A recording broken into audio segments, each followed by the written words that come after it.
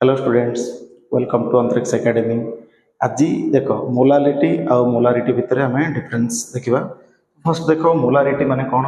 Molarity माने मु already तुमको कही मोलारिटी मीनिंग होची number of moles of solute in 1 litre of solution. माने दैट मीन्स फार्मूला लिखा m equal to w by m into 1000 by v।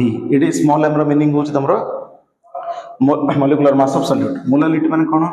Molality small m represent करवा तबे w1 by m1 into 1000 by w2 माने 1000 gram of solute माने sorry 1000 gram of solvent भितर जदि केतिकी हमर मोल रहउची सेडा हमें मोलालिटी कहबा।